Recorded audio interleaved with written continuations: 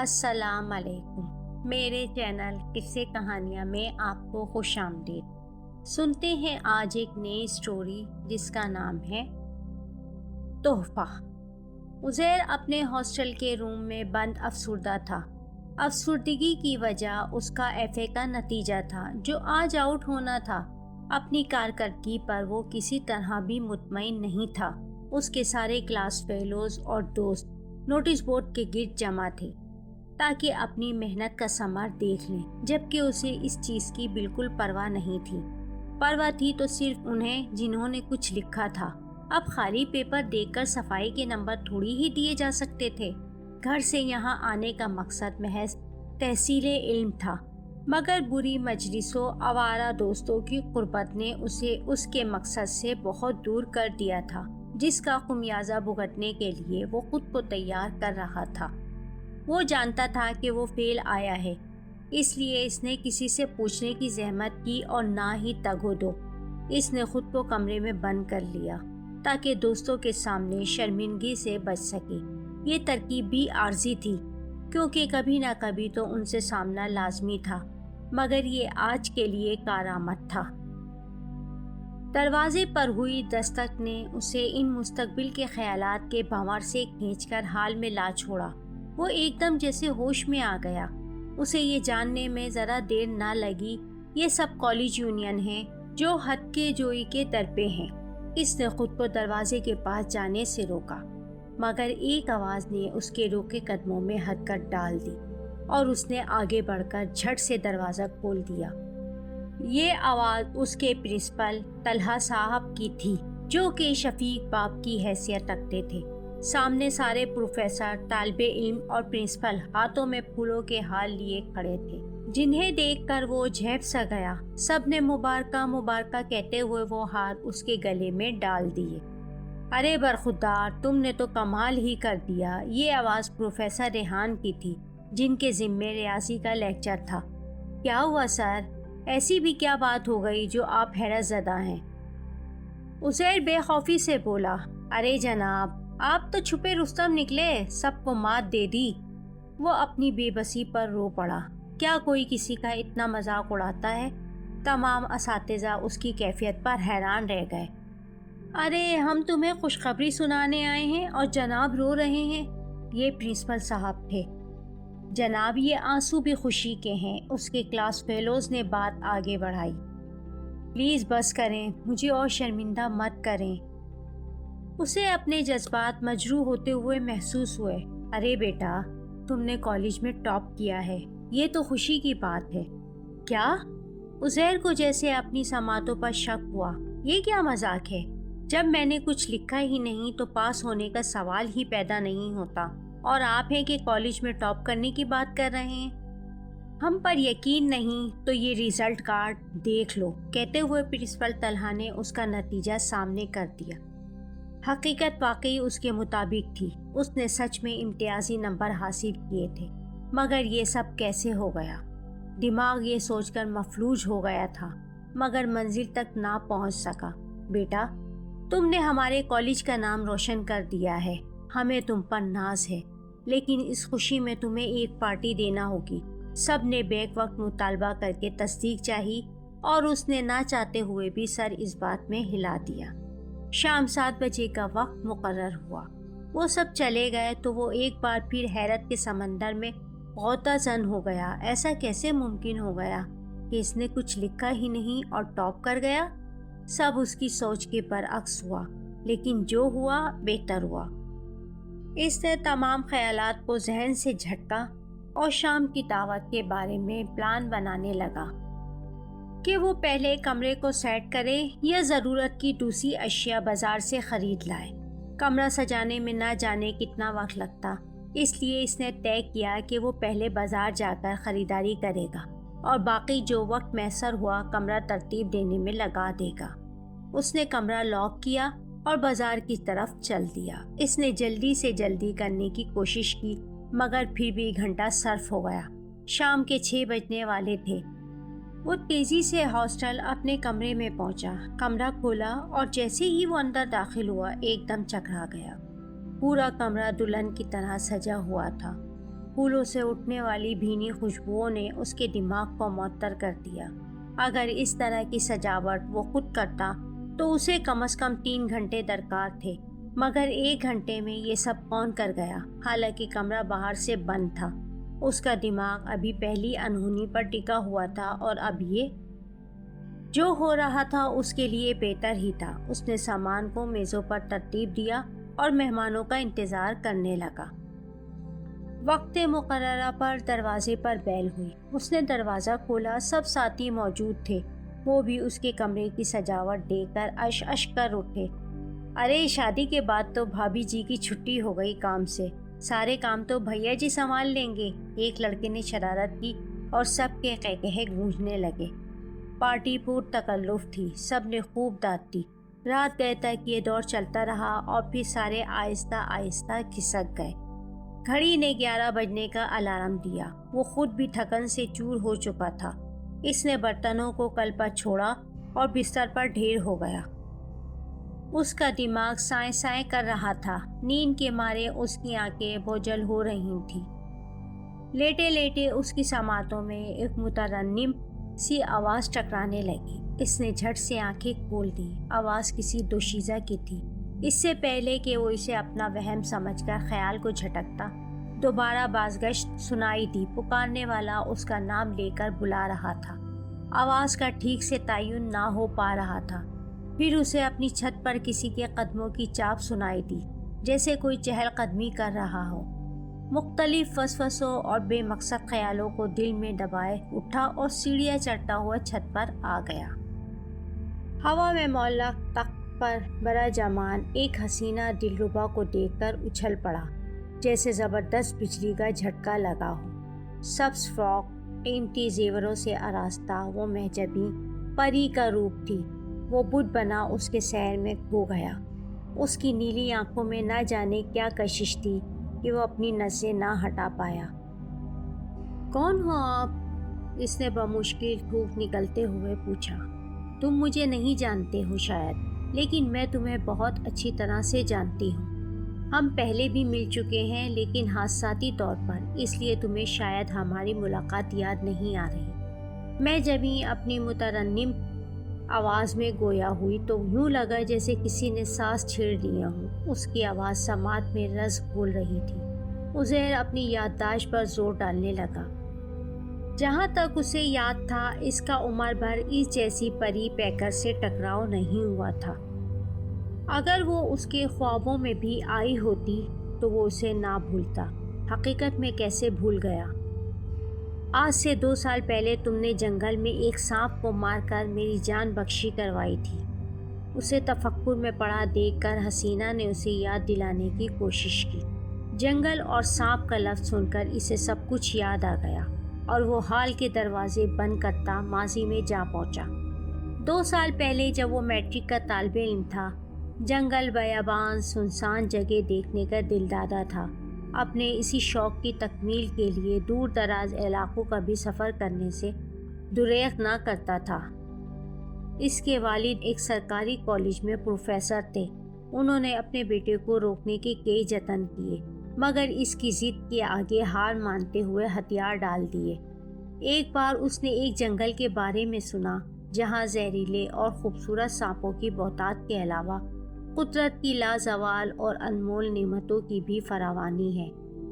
اس نے اپنے باپ کے سامنے اس خواہش کو رکھا تاکہ تعمیل و تکمیل کی اجازت لے سکے، تو وہ بولے، ابھی تمہارے امتحان قریب ہیں، پہلے ان پر توجہ دو، وقت آنے پر اس موضوع پر بھی بات کر لیں گے۔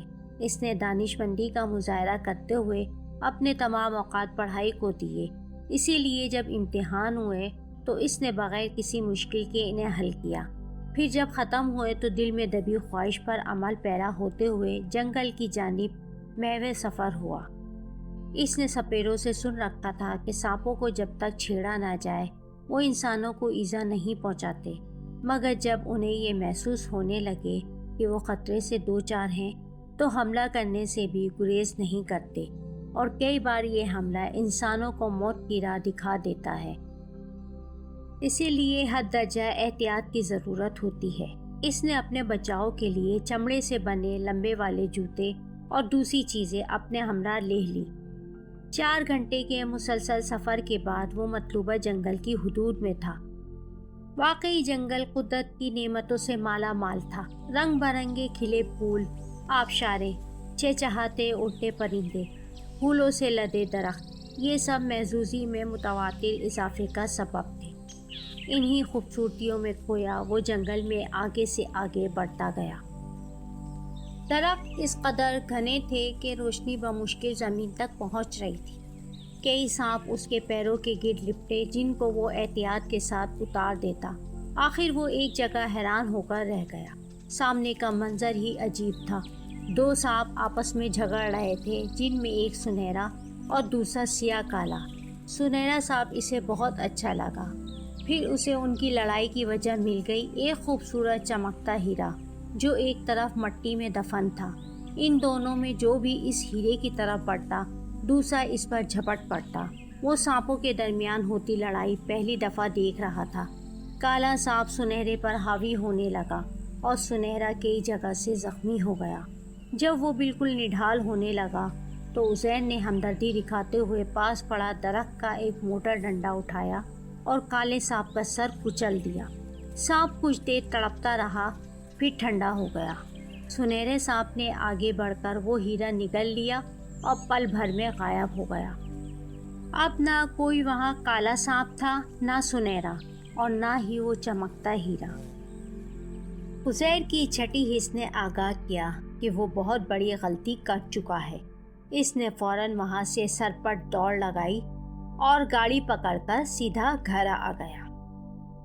اس دن کے بعد وہ یہ واقعہ بالکل بھول گیا، لیکن آج اس لڑکی کی یاد دہانی پر وہ پھر سے ابھر کر سامنے آ گیا۔ لیکن اس نے تو ایک سانپ کی مدد کی تھی، مطلب یہ ناگن ہے۔ اس خیال کے آتے ہی وہ کئی قدم پیچھے ہٹ گیا۔ اپسرا نے بھی شاید اس کے خیالات کو پڑھ لیا تھا، اس لیے وہ بولی، میں ایک جن زادی ہوں، ہمارا تعلق مسلمان قبیلہ جنات سے ہے۔ تم انسانوں کی طرح ہم میں بھی قومیں، مذاہب اور فرقے ہوتے ہیں۔ میرا باپ جنات کا سردار ہے اور میں اس کی اکلوتی اولاد ہوں۔ وہ سانپ جسے تم نے مارا تھا وہ بھی جن ہی تھا۔ اس کو تمہاری دنیا کی ایک لڑکی سے عشق ہو گیا۔ لڑکی مسلمان تھی۔ جن نے اس کو بہت ڈرایا دھمکایا، لیکن وہ اس کا ساتھ دینے کے لیے رضامند نہ ہوئی۔ مجبوراً وہ اسے اٹھا کر ہماری دنیا میں لے آیا۔ وہ کافر تھا اور شیطان کا پیروکار۔ لڑکی عزت دار گھرانے کی تھی۔ اس نے اس کے ہاتھوں حوض کا نشانہ بننے کے بجائے موت کو گلے لگا لیا۔ یہ خبر ہمارے قبیلے والوں کو ہوئی تو انہیں بہت دکھ ہوا۔ اس کی کئی حرکتوں سے وہ پہلے ہی تنگ تھے، اس لیے باہمی مشورے کے ساتھ اس کی تمام طاقتیں چھین لی اور اسے سانپ کا روپ دے کر ملک بدر کر دیا۔ باوجود اس کے کہ وہ سنبھلتا، اس نے انتقام لینے کی ٹھانی اور ایک رات وہ ہمارا خاندانی ہیرا، جو کہ بادشاہت کی بھی علامت تھا، لے کر فرار ہو گیا۔ جب مجھے اس کا علم ہوا تو میں نے بغیر کسی سے اجازت لیے سانپ بن کر اس کا پیچھا کیا اور آخر اس جنگل میں اسے جا لیا۔ پھر ہماری اس ہیرے کی بازیابی پر جنگ ہو گئی اور تم نے ہمیں بچا لیا۔ عورت چونکہ فطرتاً مرد سے کمزور ہوتی ہے، اس لیے وہ مجھ پر حاوی ہو گیا۔ تم نے بروقت اسے مار کر میری جان بچائی۔ میں انسانوں سے پہلے ہی متاثر تھی، لیکن تم نے ہماری مدد کر کے میرا دل جیت لیا اور اس کے مالک بن بیٹھے۔ اسی دن کے بعد میں سائی کی طرح تمہارے ساتھ رہنے لگی اور مشکل حالات دیکھ کر تمہاری مدد کر دیتی۔ امتحانوں میں پاس کروانے اور تمہارا کمرہ سجانے میں میرا ہی ہاتھ تھا۔ لیکن آپ کا نام کیا ہے؟ میں نے دوسرا سوال کیا تو وہ پری پہ کر مسکراتے ہوئے بولی، انگبین۔ میرا نام انگبین ہے۔ وہ واقعی امرت ہی تھی، جادوئی آنکھیں اور ان میں چھپا طلسم۔ انگبین نے اسے اپنا حال دل کہہ سنایا تھا کہ وہ اسے اپنے دل میں چھپائے بیٹھی ہے۔ یہ بات اس کے لیے واقعی قابل مسرت تھی کہ ایک حسین و جمیل لڑکی اسے اپنی زندگی کا ہمسفر بنانا چاہتی ہے۔ وہ جانتا تھا کہ یہ حسن اسے کہیں اور ڈھونڈنے سے بھی نہیں ملے گا۔ وہ اس کی محبت کا بھرم رکھتے ہوئے اسے اپنا لائف پارٹنر بنانے کی حامی بھر لیتا، مگر ایک خیال نے اس کی اس ابھرتی سوچ کو چکنا چور کر دیا۔ کیا وہ ایک جن ذاتی سے شادی کر لے گا؟ اس خیال کے آتے ہی اس کے چہرے پر موجود خوشی یکدم غائب ہو گئی اور وہ افسردگی سے بولا، دیکھو انگبین، تم ایک نہایت حسین لڑکی ہو، ہر خوبرو نوجوان کے دل کی دھڑکن ہو۔ اپنے لیے تمہارے اٹھنے والے جذبات کو سمجھ سکتا ہوں۔ مانتا ہوں کہ پیار میں مذہب، ذات اور عمر کو نہیں دیکھا جاتا، مگر تم ایک غیر انسانی مخلوق ہو جن کی پیدائش آگ سے ہے۔ تم اور میں اچھی طرح جانتے ہیں کہ ہمارا ملاپ ممکن نہیں، اس لیے میں تمہیں نہیں اپنا سکتا۔ انگبین کو شاید عزیر کی یہ بات سمجھ آ گئی تھی، اسی لیے وہ خاموش ہو گئی۔ وہ جان چکی تھی کہ اس کا ایک انسان سے ملاپ کسی بھی طرح ممکن نہیں۔ وہ خاموش تھی، مگر عزیر اس کے شبنم کی طرح گرتے نایاب آنسو دیکھ رہا تھا۔ وہ شاید اس چوٹ کو سہ نہ سکی تھی، مگر پھر نہ جانے اس کے دماغ میں کیا ابھرا اور وہ مسکرانے لگی اور پھر توقف کے بعد بولی، عزیر، پیار پا لینے کا نام نہیں بلکہ اس کی یاد میں ہر پل تڑپتے رہنے کا نام ہے۔ مجھے اس بات سے خوشی ہوئی کہ تم نے میری محبت کا برہم رکھا۔ میں اس مجبوری کو سمجھ سکتی ہوں، لیکن مجھے خدائے ذوالجلال کی ذات پر بھروسہ ہے، وہ ہمیں ضرور ملائے گا۔ میں تم سے ملتی رہوں گی، اب مجھے چلنا ہوگا۔ بس تم اپنا خیال رکھنا اور کسی بھی بات کو اپنے دل پر مت لینا۔ پھر وہ بہتے آنسوؤں کے ساتھ رات کے اندھیرے میں غائب ہو گئی۔ عزیر بھی ٹوٹے دل کے ساتھ واپس اپنے روم میں آ گیا۔ ساری رات اس کی کروٹیں بدلتے گزری۔ اس پری پیکر کا چہرہ تھا کہ آنکھوں سے ہٹ نہیں رہا تھا۔ آج تو جیسے اس کا دل بھی بغاوت پہ اتر آیا۔ وہ جتنا اسے بھولنے کی کوشش کرتا، وہ اسے اتنا ہی زیادہ یاد آتی۔ انہی خیالوں اور دل کی لڑائی میں اس پر نیند نے حملہ کر دیا اور وہ دنیا سے بیگانہ ہوتا چلا گیا۔ خوابوں میں بھی ساری رات وہی تھی۔ اگلی صبح جب وہ اٹھا تو ایک خوشگوار صبح اس کی منتظر تھی۔ اس نے ہلکا پھلکا ناشتہ کیا اور کالج کی جانب چل پڑا۔ ہر لڑکا اس کی طرف حیرت سے دیکھتا، اور دیکھتا بھی کیوں نہ، اس نے ان سب کو پڑھائی میں پیچھے جو چھوڑ دیا تھا۔ ہر کوئی حیران تھا کہ ایک نکھٹو جس کا کام صرف آوارہ گردی تھا کیسے یہ سب کر گیا، لیکن اس پردے کے پیچھے کیا حقیقت تھی، اس کا علم صرف اسے تھا۔ اس نے کالج سے 2 دن کی چھٹی لی تاکہ وہ اپنے گھر ہو آئے۔ اس کے ماں باپ 3 سال پہلے اس دار فانی کو چھوڑ کر دائی اجل کو لبیک کہہ گئے تھے۔ اس کے بعد اس کے چاچا نے اس کی کفالت کی تھی۔ کچھ سال تک تو اس کی بھرپور نگرانی کی گئی، لیکن آخر کب تک؟ آخر اس کے ساتھ بے رخی بڑھتی جانے لگی۔ اس کی چچی اس پر بہت سختی کرتی تھی۔ وہ اس وقت 15 سال کا تھا۔ اپنے والدین کا پیار اور ناز و نعم یاد کر کے اس کی آنکھیں ساون کی طرح برسنے لگتی۔ اس نے میٹرک اچھے نمبروں میں پاس کیا۔ پھر اس نے اپنا ارادہ ظاہر کیا کہ وہ شہر میں اپنی تعلیم جاری رکھنا چاہتا ہے، لیکن اس کے چاچا نے اسے صاف انکار کر دیا کہ وہ اس کی پڑھائی کا خرچہ برداشت نہیں کر سکتے۔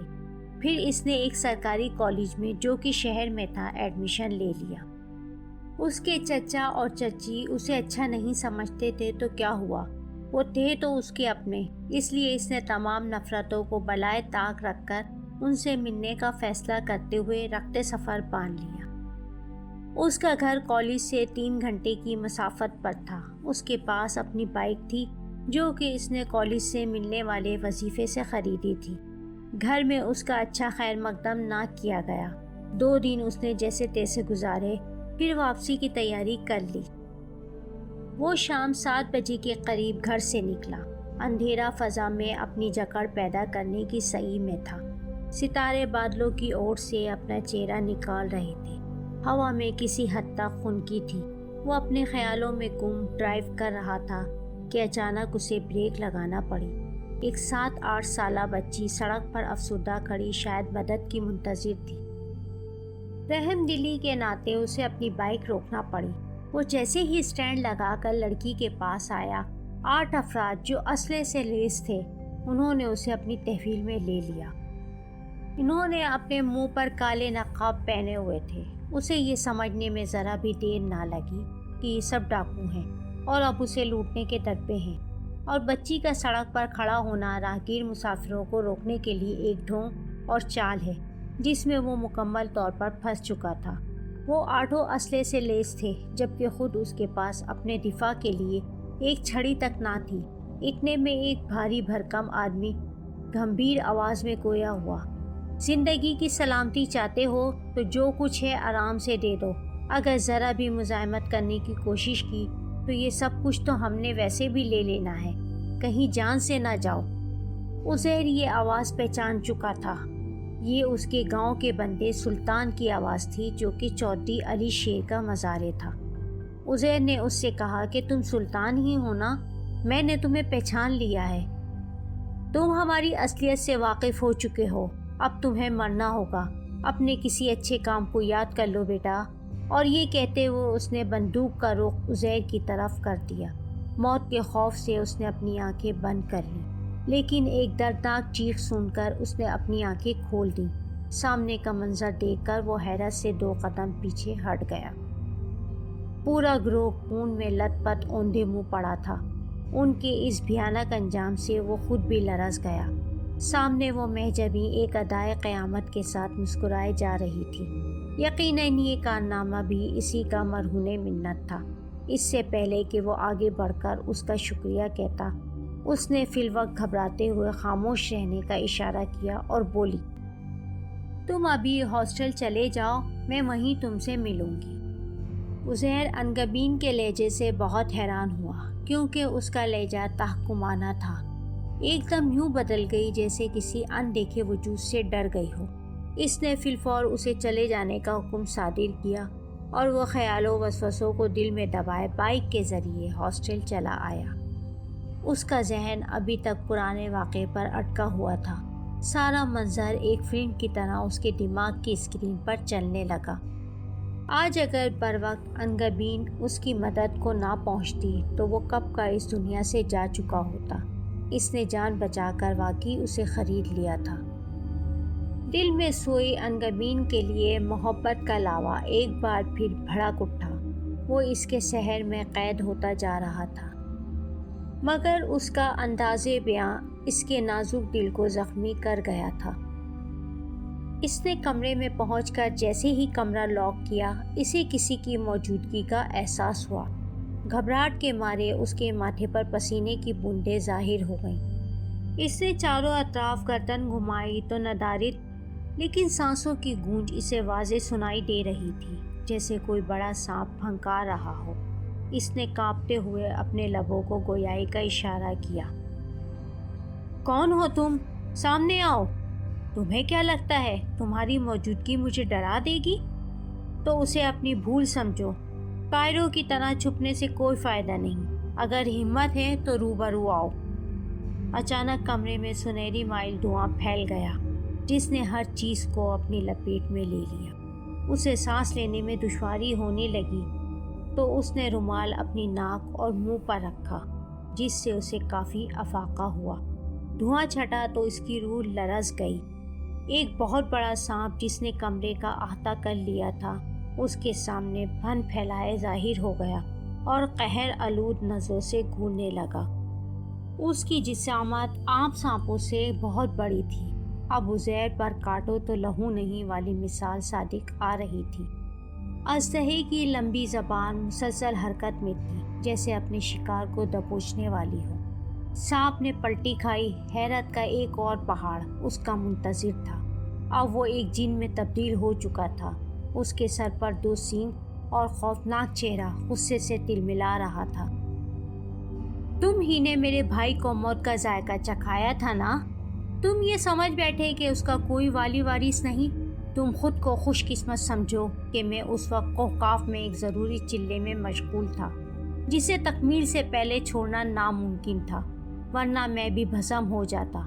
پھر جب میں نے وہاں سے فراغت کی چادر لپیٹی تو معلوم ہوا کہ ایک جن ذات نے میرے بھائی کو مار ڈالا ہے۔ میں اسی دن سے تمہاری تلاش میں سرگرداں رہا۔ لیکن رسائی ممکن نہ ہو سکی۔ پھر اپنے علم کو کام میں لاتے ہوئے یہ معلوم کر لیا کہ تم نے وہ سب ایک ناگن کے لیے کیا تھا جو اب تمہارے پیار میں غرق ہے۔ اسے میں نے تم تک پہنچنے کی سیڑھی بنایا اور تمہارا پیچھا کرتے کرتے آخر تمہیں پا لیا۔ اس وقت جب تم ڈاکوؤں کی ادھڑی ہوئی لاشوں کے پاس کھڑے تھے، میں نے تمہیں پکڑنا چاہا، مگر اس ناگن نے میری موجودگی کو محسوس کر لیا اور اسی وقت تمہیں بھگا دیا اور یوں میرا وار خالی گیا۔ اب تم میری دسترس میں ہو، کوئی بھی تمہاری مدد کو نہیں پہنچ سکتا۔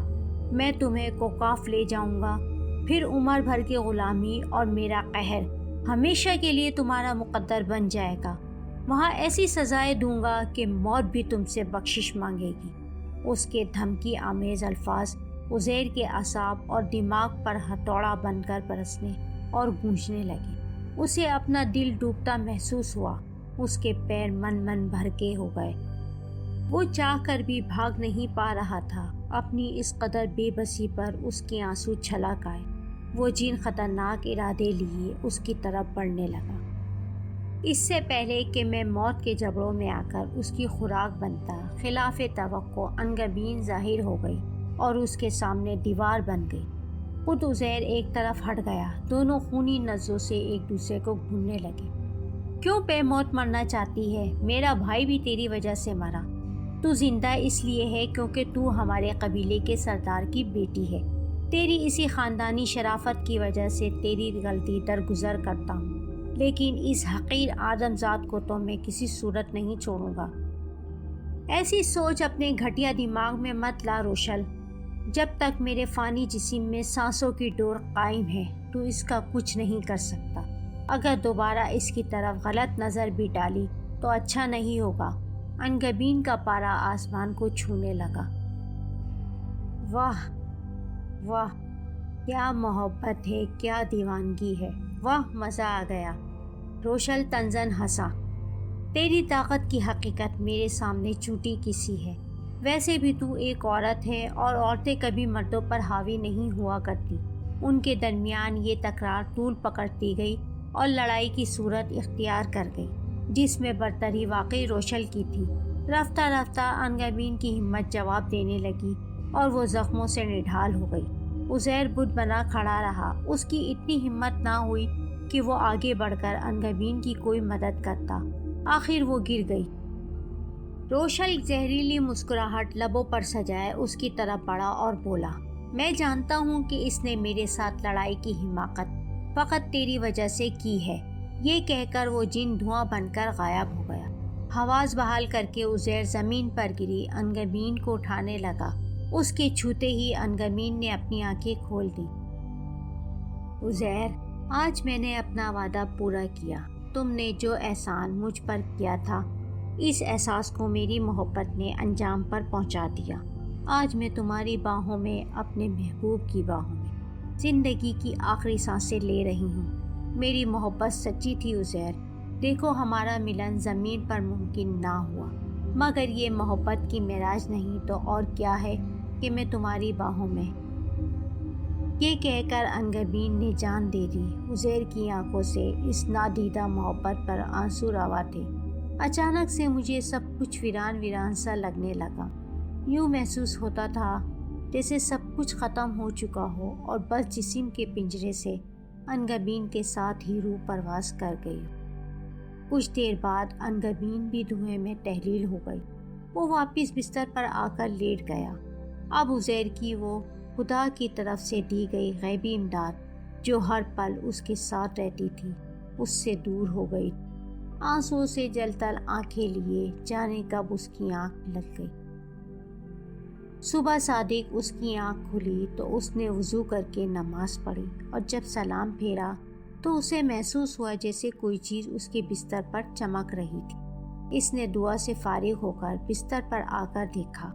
حیرت کے مارے اس کی زبان گنگ اور آنکھیں پھیل کر رہ گئی تھیں۔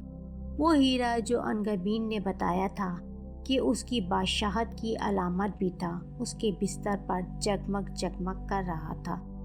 اسے ہاتھ میں لے کر عزیر نے آنکھوں سے لگا لیا۔ اس کی انگبین اپنی اس نشانی کے ساتھ اس کے ساتھ تھی۔